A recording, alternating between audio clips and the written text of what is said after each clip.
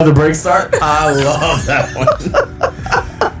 we back right here once again. Beat District Radio with your boy DJ Phat Mack, and today we got a special guest. This is our first time doing a live. I usually do these pre-recorded because of, it depends on everybody's schedule and all that great stuff, right? Yeah. So welcome to Beats and Vows. We got my man Daryl Luster, DJ. What you usually do? You go by DJ Daryl, or do you go by like just Daryl Luster? What is it? When I'm doing weddings, it's typically DJ Daryl. Right. If I'm doing a bar scene or something, DJ D-Lust. Deluxe. Yeah, D-Lust. D-Lust. See that sounds kind of because of Deluxe DJs. Yeah, I like that. So give it up for DJ Lust. D-Lust. You gonna get me in trouble. This whole family in the crib. DJ D Lust. What does the D stand for? Look here. It's the only one that knows. So no, bro. I definitely appreciate you coming in, rocking with us this afternoon. Absolutely. On Beats and Vows and all that great stuff, man. So how you feeling? Man, I'm feeling lovely. Trying to keep up with the kids, trying to keep up with the other demands of the schedule. But life is beautiful right now. That's what I'm talking about. That's what it's all about, bro. And that's what it's all about. And we go get into that. So how do you do work-life balance, man, considering the business that you're in? Yeah. So I will give so many props, 100% of props to my wife. Nice. I have to say that first and foremost. My wife as well as my kids. First, I say my wife because, for us, Saturday's a big thing. Saturday, Friday, that's a big thing, you know. And when it comes to kids' activities, Saturday, Friday. Yeah. So if I'm off doing a wedding, if I'm off working an event, then she's the one that's helping get the kids to the practice, getting the kids to the party, or getting the gift for the party. So I got to give a lot of credit to her. But like I said, I also got to give a lot of credit to my kids because I give credit to the kids because the kids just recognize and understand, like, daddy's going to work. Yeah. Daddy's not just going to go hang out with his friends down the street. Daddy's going to go to work. Facts. So that we can go do these fun things that we like to do. So a lot of the credit, if not all the credit, goes to my family. I love it. For that work-life balance. I would love to have that balance be a little more balanced. But gotta pay the bills. We are where we are. Yeah. Now, is Deluxe DJ Entertainment solely Deluxe DJ Entertainment, or was that along with a 9 to 5? Along with the 9 to 5. Typically, there's always been a 9 to 5. Okay. And that 9 to 5 has had a variety of different.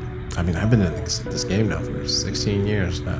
DJing game for 16 years. 17 this year, yeah. 17. Congratulations, man. Yeah, thank you. So how did that journey start, man, in the first place for 17 years going, pretty much how did we get here? How did we get here? And honestly, if you would have said to me 18 years ago, hey, you're going to be a DJ and you're going to be doing this for a while. Nah, man. Wouldn't have believed Trash. it. Wasn't even on my radar. Yeah. So the story is, it's a fairly simple story, but it's kind of funny. So I was a groomsman at a friend's wedding, and the Cupid Shuffle had just come out. Like folks were still like, what is this? To the left? What are we doing? This? The kick?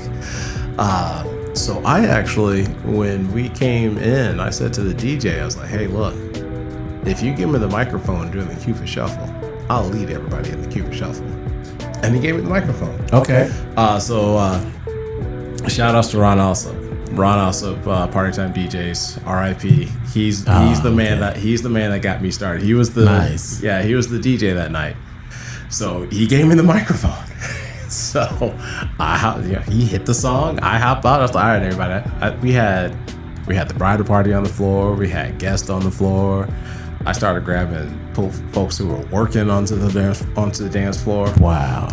Because that's just what I wanted to do that night. And so at the end of the night, Ron gave me his card. Was like, hey, listen, I think you can do this. If you ever want to make some money on the side, give me a call.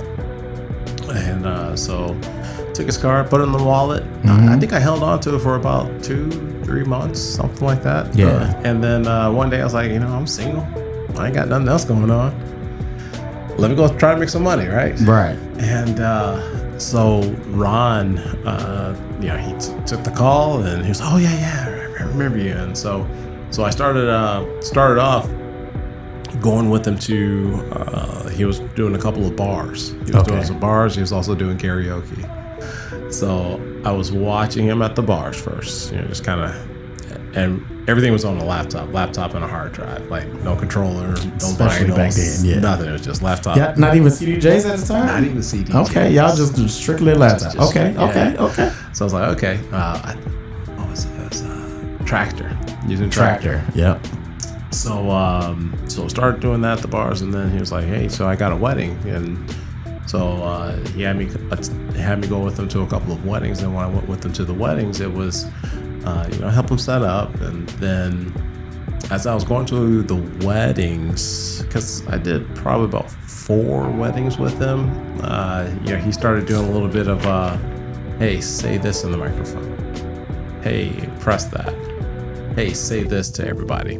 Even like he was the one that was the primary DJ, but he started having me, hey, watch this, I want to do this. So you was doing kind of mostly the hosting type of deal. Okay. Yeah. Okay. So he had me on a hosting tip. But yeah, and then one day he was like, hey, I got you booked for a wedding.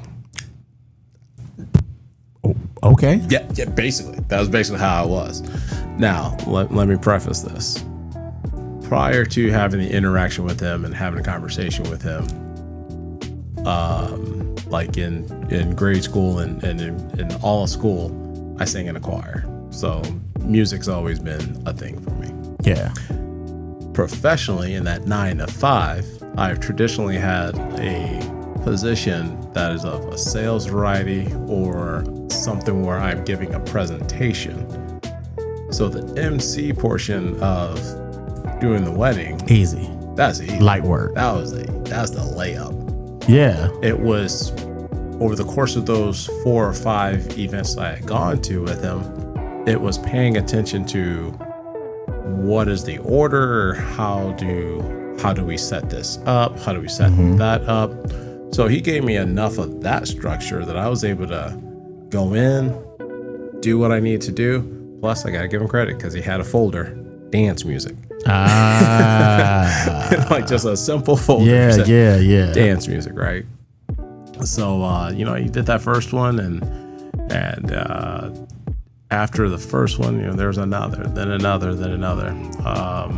And he was really good to me. I know sometimes for individuals that participate in like the multi-op, they may feel like they're getting the short end of the stick, but he was really good to me. Nice. Yeah, so I give him a whole lot of credit in getting me started in this thing. So then after that first year, you're walking into a wedding and like, hey, how you doing? My name's Daryl. I'm your DJ, and you don't know a soul that's in that room. Yeah. And then by the end of the night, if you do your thing, you do it right. You got somebody coming up to you and say, hey, do you got a business card? Yeah. We're getting married on such and such. And so after that first year, it was just folks I didn't know. And by about the second or third year, it was, hey, do you remember us? We were at so-and-so's wedding.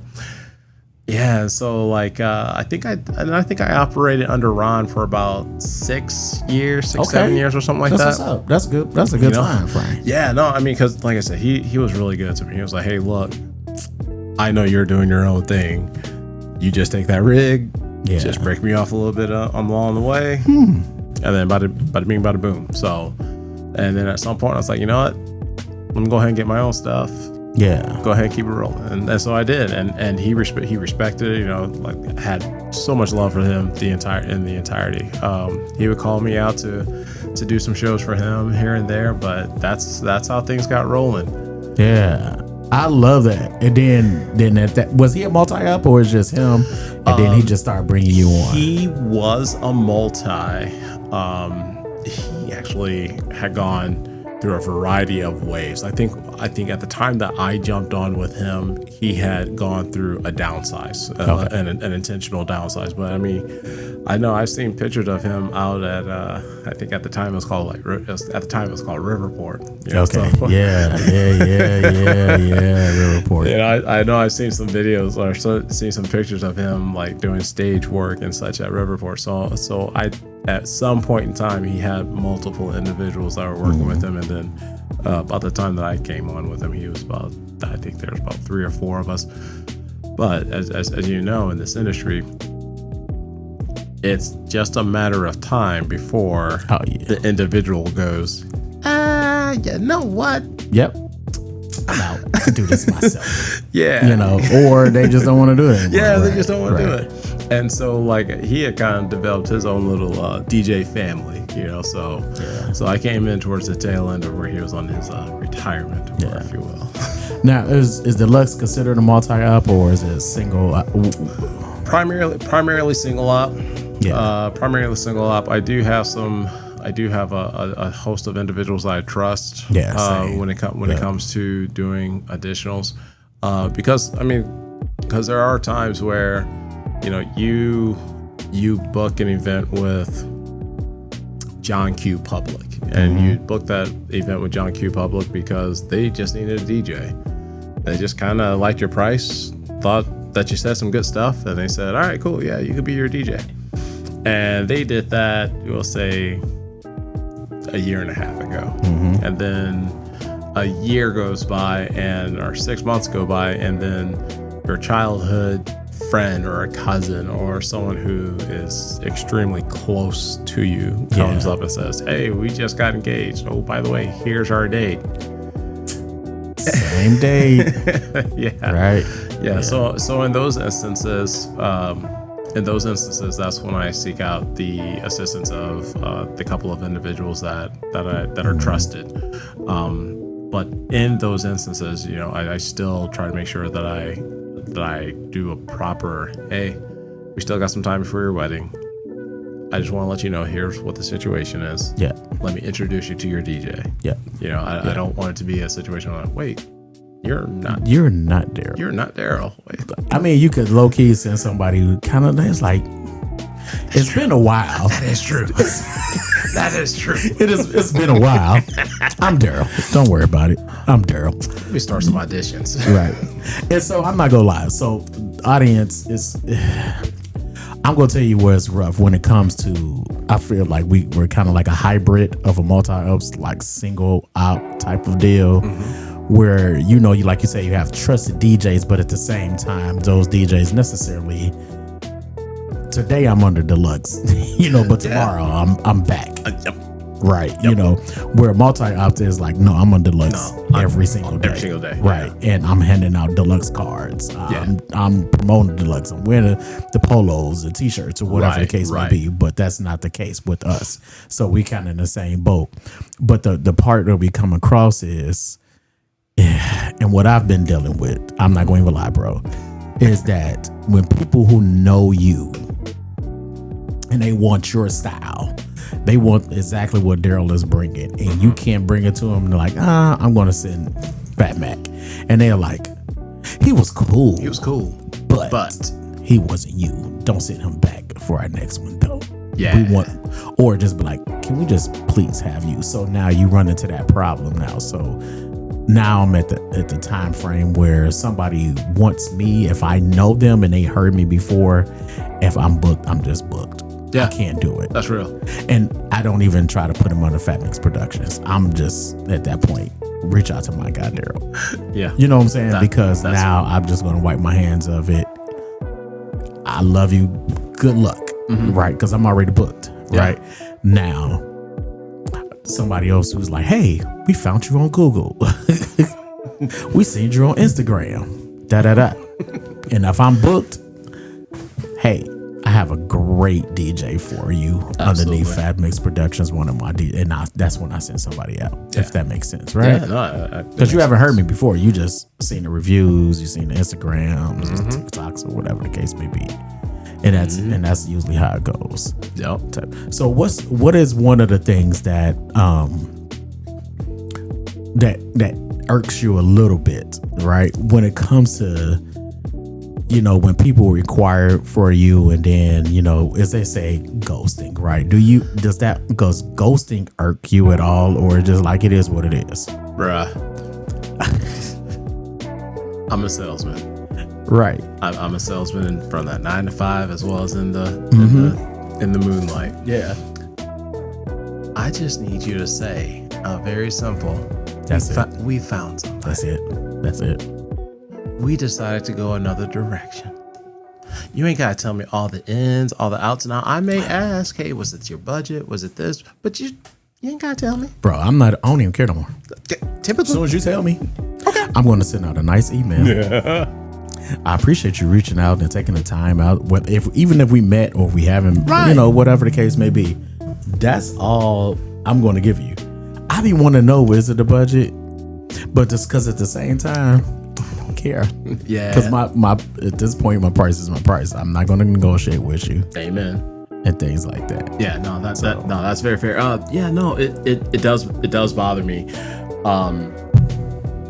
And it bothers me because it's like just a basic courtesy. Yeah. To just close the loop, because if you inquire to me and we have some conversation, I feel like we connected pretty well. Mm-hmm. Yes, I am hopeful that I'm going to be able to land this business. But at the same time, if 2 days go by, hey, I'm just reaching back out, checking in on you. Whatever that dialogue looks like, your check-in, your follow-up check-in, nothing. You're like, okay, well, maybe they got busy, something, okay, cool. So you give it another 2 days, something, whatever.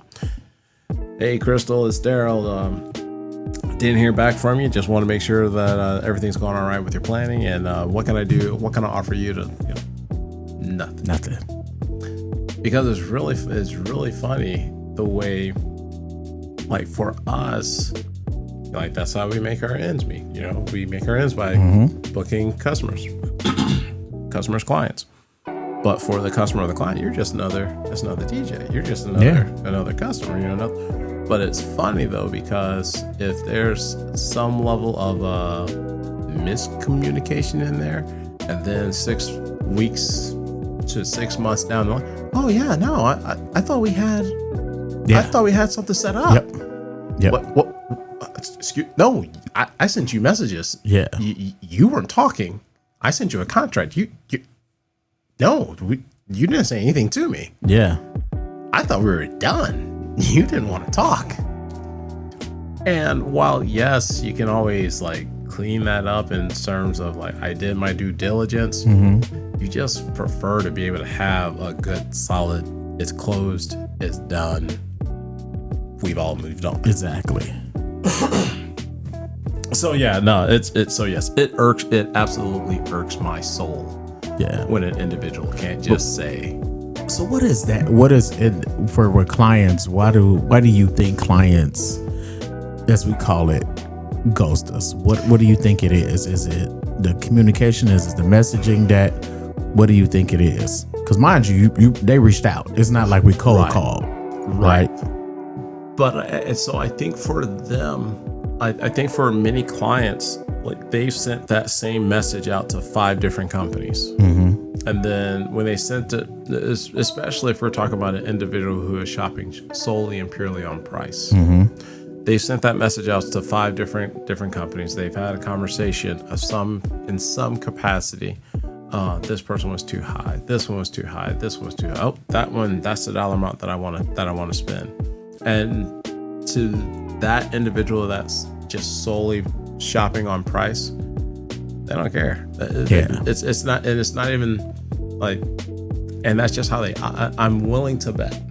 I'm willing to bet that that's just how that individual operates. Facts. In their daily life. Yeah. Like, they're not thinking of, oh man, I did just kind of lead this individual on to thinking, oh, I should extend some courtesy and say, hey, thank you, I appreciate your time. It's on to the next one. This is just on to the next one. Hey, here's the one I want. Boop. Nothing else matters. Yeah.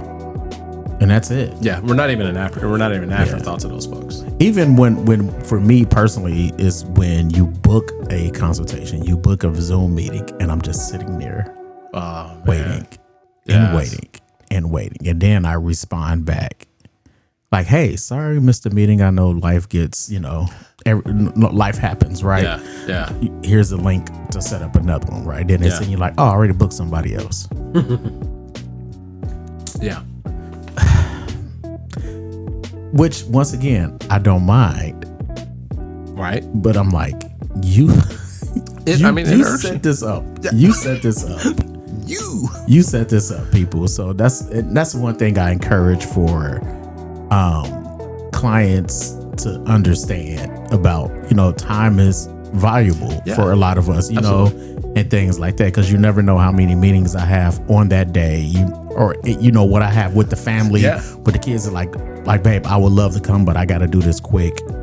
I got to do this quick meeting, and now you're just sitting there especially if you do Zoom. Yeah. The one thing about COVID, I had an office in Collinsville, and I gave it up because COVID hit. Nobody want to come to see you, right? So I was like, all right, Zoom it is. Let me set up an office inside the house and whatever the case may be. And now, so, that's what make things a little bit easier, versus meeting them at Panera Bread,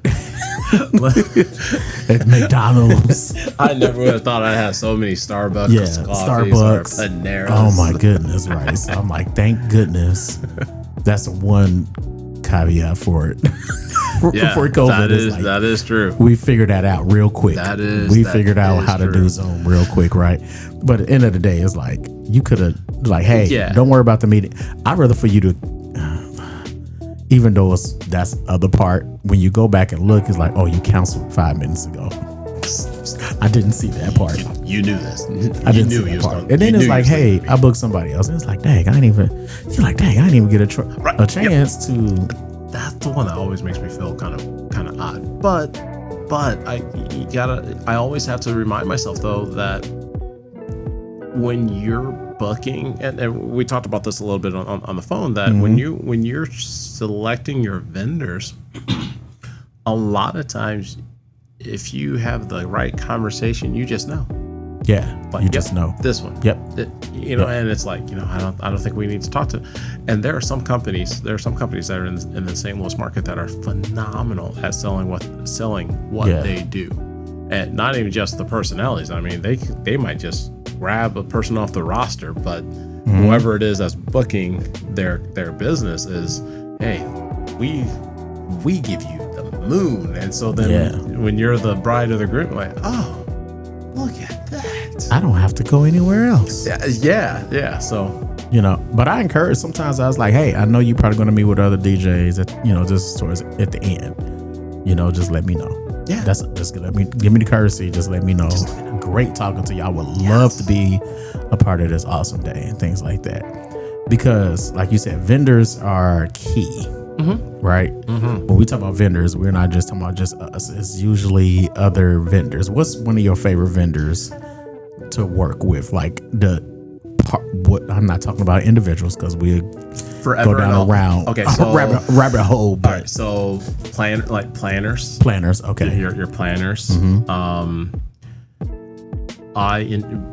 the reason I say planners, it's gotta be the right planner. It's gotta be the right planner. It's got to be the right planner.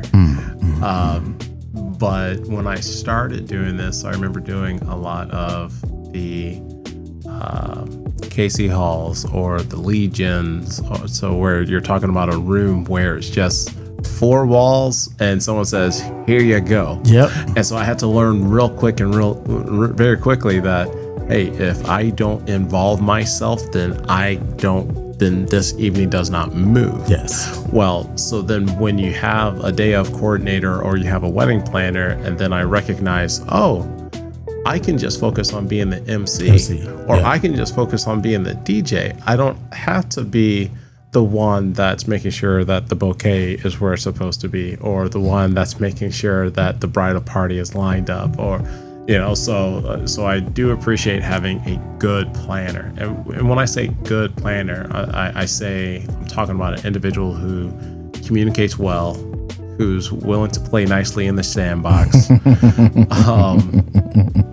and someone who's just, and when I say communicate well, I mean like they don't come in with so much ego that there's not enough room for everyone to be in the room at the same time. You know, like there are some wonderful planners in the St. Louis community and day of coordinators that I love seeing them because they know what they're going to get from me, and I know what I'm going to get from them, and we're going to have a fluid event for the customer, for the client, regardless of what kind of chaos may be taking place behind scenes.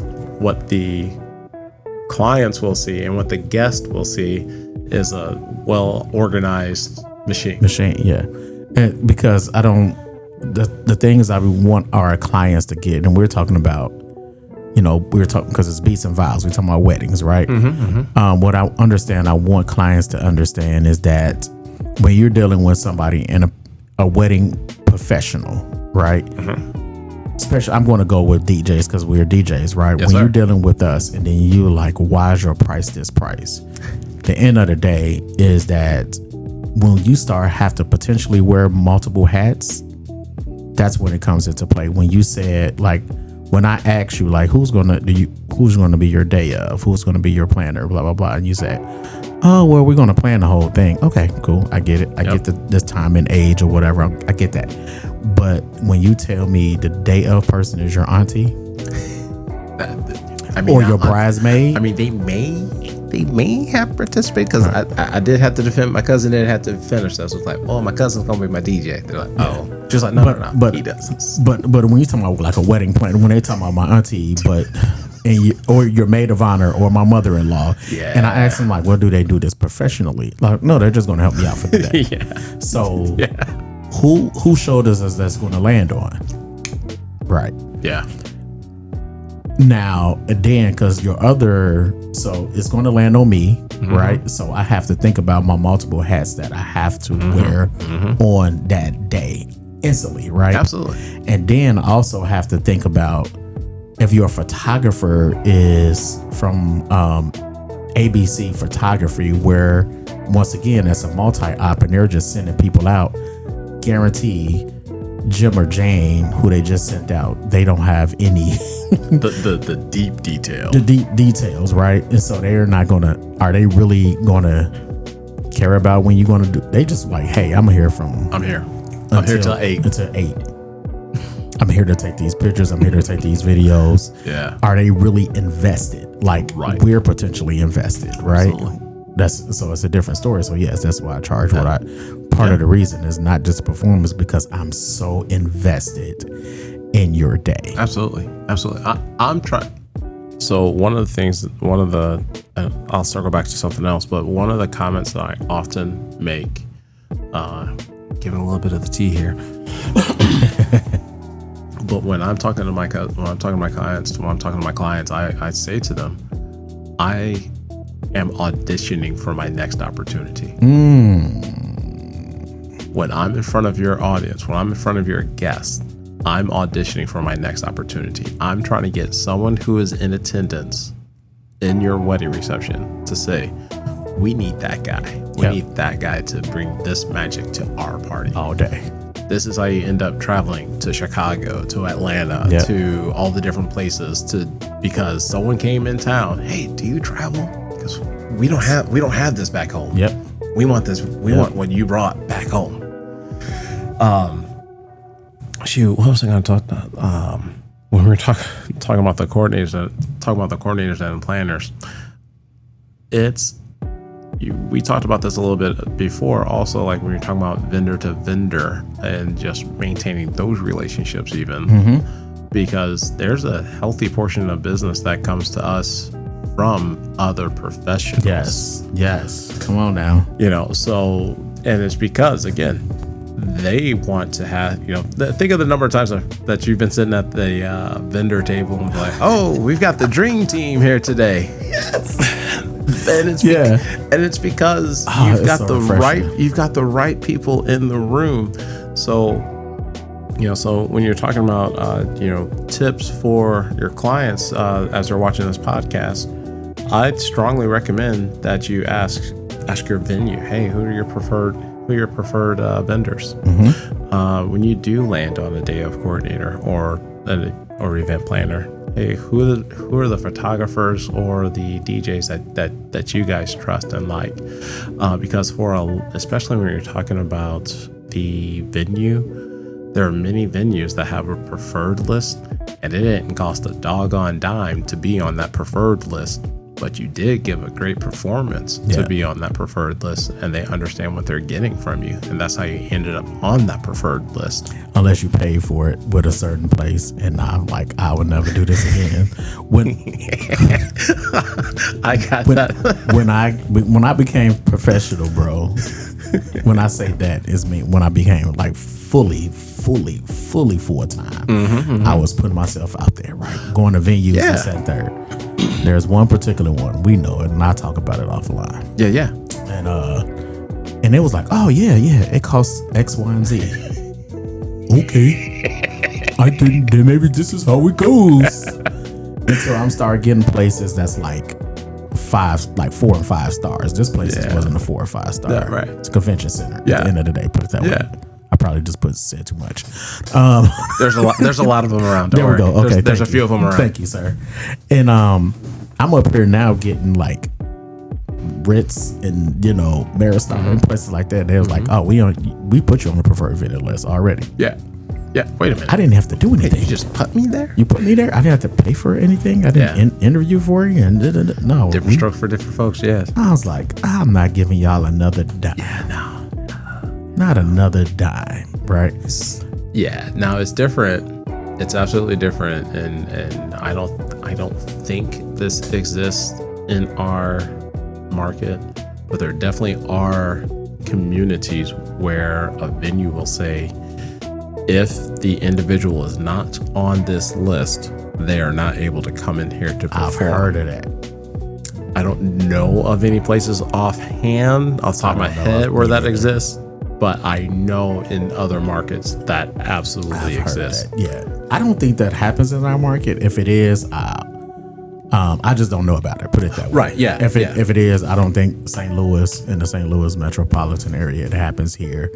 Which I think is crazy. Now, if you have like somebody on the do not because of whatever, that's one thing. But to say that you only can, right? I have had wedding planners though that told me personally is like, hey, I've told people if you don't hire him, my price is going to be X, Y, and Z, because they know, like, especially if they have, or it might be, oh, you decide to go with this DJ, mind you, they worked with like thousands of DJs. Yep. So there's like, oh, this is DJ you decided to go with. Oh, I'm definitely going to charge you this. Like, why? Yep. You want him, that's totally fine. But I'm letting you know how difficult my job is going to be that day. That part. So I have to charge you. Yeah, absolutely. And usually if they go with it, they go with it, right? Because they want the DJ that they seen in the club, and he turned it up, and they was like, and not and we probably experienced the same thing. Yeah. On the aspect is like, well, if you want that club DJ, that's fine. He's going to have your party awesome. Yep. But everything beforehand is going to be trash. It's going to be a rough trip to get there. It's going to be a rough trip. Where versus if you hire this person, he's going to give you the best of both worlds. Yeah. So which one is more important? That's one of the things that I thought about. What that's a little tidbit I was going to touch on, but that's when someone tells me that they're going to get a band. And I think bands. I absolutely recognize that there's a place for bands, because there are some songs, rock songs particularly. Oh my goodness, yeah. There's a very stark difference between me pressing play. Yep. And that drummer coming in with that pop, pop, pop, pop, pop, pop, and a guitar, and someone screaming, "She shook me all night long," at the top of it. Like there's a difference. There's an absolute difference in the energy. So I recognize it. However, there are some bands that are just kind of like, yeah, all that other stuff, we're good. Let us know when it's time to play. Yep. So, the thing that I remembered, I actually had a woman one time. She booked me she wanted a quote for a party. So I gave her the number. Then she wanted a quote later. She wanted a quote for a wedding reception. As I say, I don't know what this means though. I don't know what this means, but I feel like it goes here. Yes. Clicking of the fingers. And so I gave her the wedding reception quote. And so then she asked me, she was like, so I gotta ask, why such a difference in the prices? And it wasn't until I created that bullet point, or those bullet points, that I really recognized just how impactful we were as the DJs. I think I had some 15 to 20 points of these are all the things that I'm going to look for as your DJ for your reception, versus me showing up, hey, play this type of music. Cool. Yep. Wedding reception, you got the timing of the things, making sure you got all the people in the right place, making sure that you're adhering to all the different dynamics that exist within the room. It might be that you got to play this song to appease this family member, appease this song to appease that family member. Something as simple as making sure you're pronouncing the name correctly. Oh my God. We're supplying as we. I want to. Have you probably heard the terms, people out there, crates, right? We're now, of course, everybody. Oh yeah. Right. So we're in a sense, think of folders, guys. So we're supplying. Every folder is your different songs. So we're supplying a song for each one of those folders. What's your first dance, right? And then not only what's your first dance, what you coming down the aisle to, and so forth and so forth. For a party, what you want your grand entrance to be. Yep. After that, we kicking it. Right. But in the reality though, Daryl, I thought about this some years ago. Okay. We're actually, and this is going to sound crazy to a lot of y'all, we're DJing physically more at a party. Oh yeah. We're literally DJing from beginning to end, unless you decide to stop to have, like somebody says, some comments or whatever. We're literally mixing song after song after song after song from beginning to end. And when you're doing a party, you're creating organically. You're creating the festivity, like the party. Yeah. With a wedding reception, I feel with the wedding reception, there's this built-in. As soon as they get done with all that other formal stuff, we gonna kick it. We kicking it. Like it's just a known. Whereas at the party, it's, hey, how's everybody doing? Oh, we're here. Oh, good to see you. Like there's no definitive, and the beat drops, and now we're going. So like when you're DJing, you're trying to find that vibe. Like, okay, it doesn't seem like they're ready. Okay, it looks like they're ready. Now we're gonna go. Yeah. Now I gotta try to pull you in. Yeah. Now I gotta try to keep you involved. Yeah, because mentally because the average and I tell once again, people in the Midwest, when we say the party time, the opening dancing time is average 2.5 hours, right? 2.5 hours. Y'all, everybody who wants to go to 12 and 1 o'clock, don't. No, we don't have to. No, you don't. We don't have to, because you literally, have people there since 2 o'clock. It takes a special group to go past 11 o'clock. Special. Very special. I have a couple that said, like, hey, it's coming up in a few weeks. They was like, we want to go to 12. Originally it was 11. We want to go to 12. I'm like, why? Tell me why. Because at this point we booked, so now I'm keeping it real with you. Why the hell we need to go to 12? Because what club you ever been to in your life, or bar you ever been to in your life, you was there all day. 10 hours. You even if you like, hey, I want to party for 3 hours. When the last time you was on anybody dance for 3 hours straight? Yeah. Never been. You never been. Unless you was at a rave and you had something up your nose. You had a little help. You had a little help. Had a little help. But other than that, at a wedding, you're not going. Well, I mean, because even when you're DJing when you're DJing a wedding reception, a lot of times, and there are DJs who are far more intelligent on this than myself, but a lot of times when you're DJing a wedding reception, you can't ramp up, be at the top, and stay at the top of the energy, because you can actually absolutely wear out your audience. Wear them out. You can wear out your audience, and that's the thing that if you're not the one that's responsible for the music, it's not even a thought in your mind. It's not even a thought. But I definitely have seen some times where I was just like, man, we got great energy. Let's just keep going. And then you look out and you're like, whoa. I hit the bangers. Where'd y'all go? Yep. And they got tired. Only ones, unless you do an international wedding. They go. For y'all that are out there that have never been to an international wedding, you're missing out. You've never DJ'd, never attended. Like, it's a different party. I'm not saying that y'all can't here in the States. I'm just saying, as soon as you reckon, oh, we got some different cultures in this one. Yes. Then play one slide. Not saying I'm opposed against slides, but just then play one slide. Yeah, no. You didn't even have to tell them to get on the dance floor. The first beat. As soon as they heard that beat. It was a rager. Have you ever done, and I'm sure you have, where you have a multicultural wedding where, like, family 1 listens to English music, family 2 listens to Spanish music. I just had it this past weekend. And so you as a DJ, you know your Spanish music. You got some Spanish music ready for them. And you see, as soon as you press play on the Spanish music, you see that family get up on the dance floor. Yes. And then when you switch over to some English music, we're going to go back and sit down. Yeah. I'm going to tell you how bad it was. It started, I didn't realize when it was going to start. It started at dinner. Because they gave the vendors a table. You know, lately, usually see where vendors, y'all, down the hallway across the... Yeah. Matter of fact, just go home and then come back, right? They don't even give you a table. Basically.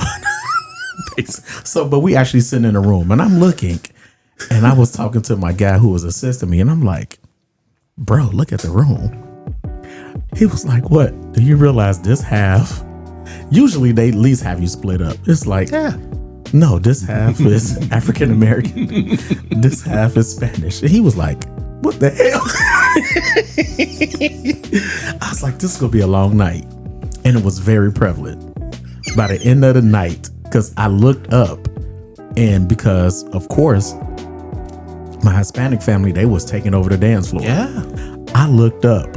I was like, did all the black people leave? Because it was prevalent. They was sitting in one area. They was, but if y'all go only get up and dance during the wobble, I don't know what to tell you. I can't help you. I'm playing everything else. You better let that beat be a beat. I'm playing everything else.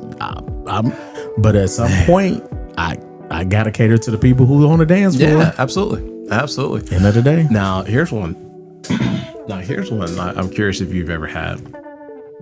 Have you ever had where it's two distinct groups that are vying for control of the dance floor?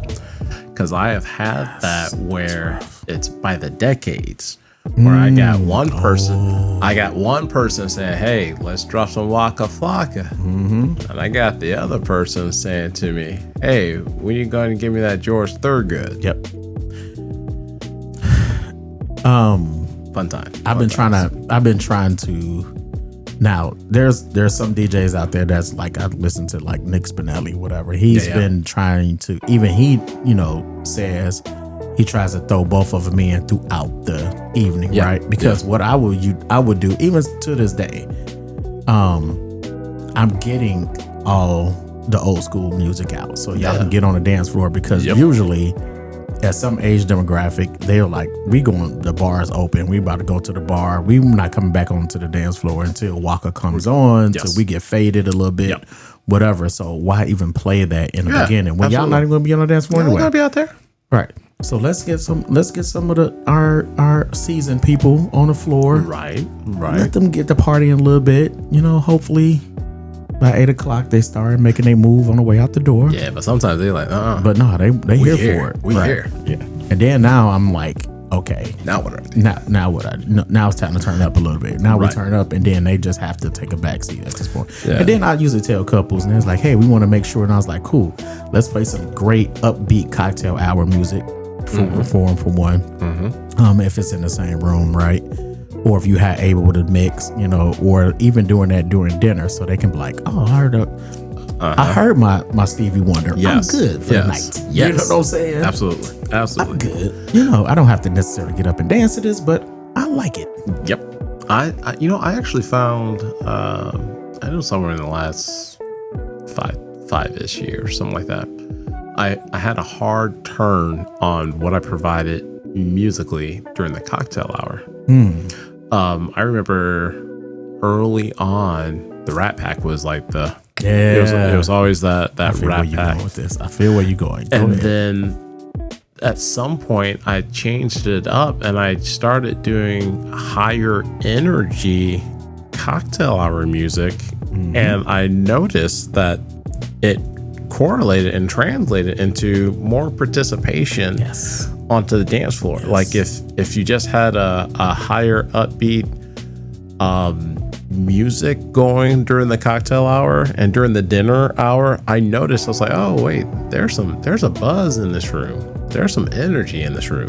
Let's see if we can just go ahead and pop the tap on that a little bit. So yeah, I agree with you 110,000%. 110,000%. Like, I do that now, even during dinner. Like I may start off with the metal music, but okay, now that I got finished eating, okay. Yeah. I want to see you bop in your head, singing along and stuff like that. And because I used to play, I had this jazz mix I used to play all the time. Yeah. Not no more. That jazz mix is out Man, the door. I had a wedding just a couple months ago, and before I knew it, like it was almost like that one of those karaoke shows that you see on. Like I was hitting all the sing-alongs. I was like, wait a minute, y'all having a good time? Okay, let's go ahead. It becomes a whole vibe, man. It was, and it was a vibe too. That's what I'm talking about, man. And so we talked about this because I had something I experienced. Come on with it. We talked about vendors, right? Yep. Okay, we talked about our awesome wedding coordinators. What's a thing that irks you when it comes to wedding vendors? One of the things that irks me when it comes to vendors has to be thinking that you are just absolutely heads and shoulders above all. You go right ahead and think that you're wonderful, but just humble yourself to be part of this team. Right. I have been a part of some. There's been some coordinators that I've worked with, or some vendors that I've worked with, and I can just the air that the aura that they bring into the room. It's just like, bruh, you're not any better than anyone else that's in this room. Yeah. As a matter of fact, how long have you been doing this? How many of these have you done? Because this isn't new to me. Yeah. And I say that I don't think I'm always right. My wife would tell you real quick. He's wrong. My wife would tell you real quick, I'm not always right. But I do know some things about some things, and I'm absolutely always willing to work with the folks who are part of this team. And when there are individuals and vendors who just seem like they're above that team, I'm just like, how are you out here making enemies and still participating in this industry? It just doesn't make sense to me.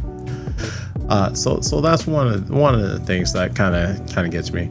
As a matter, to the point to where there are some venues that have that.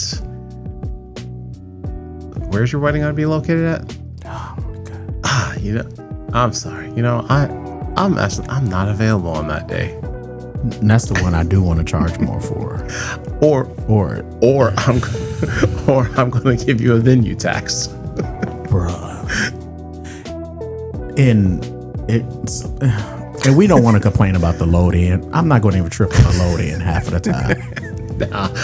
They knew they were janky to have that little ramp on the back of the building and have you go up the same elevator that everybody else go. And you know exactly what I'm talking about. Yes. Trash. They knew that. Oh, we can't have you going in through the front door. Come on, man. People ain't even here. Nobody's even here. Why I can't go through this front door? And then even you got. So when clients, this is something, our awesome wedding clients, something that you don't realize is that when y'all get served dinner, we will like to get served around the same time. Serving us last is crazy work. Like literally, because by the time we get served after everybody else, and I get it, after everybody else got served, as soon as we get served, you're going to be like, okay, I'm ready to dance with my dad. And you like, I just got my chicken. Yeah. Yeah. And I was going to say, it's like, and it's not because the vendors are feeling disrespected. No. By no means is that what you're saying. Nope. It's for sake of, hey, when you're ready to go, let's be ready to go. Whether it's in my contract that you're going to feed me, or if you as the client are like, hey, I want to make sure that my vendors are fed. Yeah. Well, if you want to make sure that your vendors are fed, then one, thank you. But two, we got to go ahead and eat early so that we can adhere to the timeline that we put together. Exactly. So we can just be ready to go. We just be ready to go. Yeah. Because now I'm like, what? Even if it's not just me, right? I can potentially scarf down my food like an army brat, right? Absolutely. But at the end of the day, I do look out for my photographers and my videos. Yes. They've literally been with you all day. And don't let the photographer be pregnant. Ah, poor lady. Don't let her be pregnant. Poor lady. And so they've been with you all day. They haven't had anything, maybe some peanuts and chips that they brought along the way. And they literally went from your first look to the venue to after the ceremony, during the ceremony, all this, and then now all of a sudden they finally get a chance to sit down and they get nothing to eat. Yeah. Just that's something to think about when you talk into your venues. Like, hey, I don't have to have, me personally, it doesn't have to be the same meal. No. Just give me something. Just give me something. Same. Yeah, same. Yeah, just give me something that's like at least that I can, maintain for the rest of the evening. And I'll say, like, I know there are some, you've been in the same groups on Facebook and such that I've been in. I know there are some vendors that are out there that, oh well, I never want to eat with. Okay, you never want to eat with them. That's fine. You want to bring your own meal that day. That's cool. You do you. But I'm all right getting that meal. Hey, I've committed to being here for 6 hours, 7 hours, whatever. So I'm all right. If y'all want to feed me, go ahead and feed me. I thank you for this. We appreciate it. And I will say, there absolutely are some clients that are. Let me be clear. Like, it's not about the vendors. It's not about the vendors, but absolutely, I have deep appreciation for the vendors, for the clients that do consider the needs of the vendors on that day. Yes, much respect to you. Because they are out there like, no. So I don't know how y'all do it, how you do it and such, but I will go ahead and have a drink or two while I'm performing. Now I have that well after all the formal things are it's done. like when the party starts. Yeah, it's when the party starts. I had a venue one time. I went up to the bar. I was like, hey, let me get a Busch Light. I was like, sorry, we don't serve vendors. We don't serve vendors. I was like, oh, okay. Go back to my table. Go back to my booth. The bride comes walking by. Hey, can I get you a beer? Can I get you a drink or something? So, here they don't serve. But you are my guest. You are my DJ. You will have. Yeah. I had 3 beers brought to me before I even knew what was going on. Like, so again, I appreciate the clients that are looking out for, and you don't get this with every client, but I love when I feel like I have a genuine connection with a client. Yeah. Where it's like, you know what? I think even after this wedding's over, we could be friends. Yeah, for sure. Like that's such a real thing. That's a real thing. I love it. I love that thing. That's a real thing. Daryl, look here, man. This has been the quickest podcast I ever did, because you know what, we've just been talking. I'm like looking at the time, like, wait a minute, it's been an hour already. That's it. This flew by. I could go all day with this. This cannot be the first time. That's all I know. This cannot be the first time. It's the first time. Can't be the last time. That's what I mean. You know, I'm here for you. That's because I'm here for you. That's my guy right there. Look, when we talk about collaboration over competition, this man exudes that. You know, he's constantly on Facebook groups. He's constantly, sending text messages out like, hey, anybody free. Let me throw something to you. All this time I thought this man was a multi, but I get it. He can't be a multi. I get it. This is why he's getting so much business thrown to him. He has like, I can't do all this. Here you go. Just take it. Just take it. Hey, there's plenty for us to. There's plenty for everyone to eat. Yeah, there's plenty. And I appreciate that about you. For real. Real talk, man. By you just doing that just says everything about you. Just says everything about you that I need to know personally, right? And so just nothing but professionalism, and that's what I love to deal with is, professional DJs. Clearly he's doing something correctly because he's been in business not only for 16 years, and if you can turn down business, that means you're doing something correctly. Right. Yeah. You're not out here like, anybody got something open on Friday that I can take? No, he's like, dude, I got 6 people want me on Fridays, whatever. So sometimes we get lucky like that. Yeah, sometimes we do, right? So, but there, I really appreciate you taking your time out from your family, from your busy schedule to come on here and Beats and Vows. Like I said, won't be the last time. Not at all. Won't be the last time. So, I don't know. We're going to talk offline because we're going to see what this man's schedule like, because it might be Beats and Vows featuring DJ Phat Mack and Daryl and DJ D-Lust. Man, every time I did, D-Lust, I was like, it's my first initial, part of my last name. Yeah. Then mofo started saying it. I was like, oh, you making that dirty. You making that dirty. I ain't dirty. I'm just here to make some music. Little nasty little boy. Little mannish boy. But I really appreciate you. I can't wait till we do this again, man. Most definitely. And then of course we know we'll see and collaborate with each other each and every time, right? Yes, sir. So I thank y'all for tuning in to another awesome episode of Beats and Vows featuring my man, the one and only Daryl Luster Jr. from Deluxe DJs and Entertainment. So until the next time, between time, music is life, life is music. Every Wednesday, 4 p.m. to 5 p.m. Talk to you soon.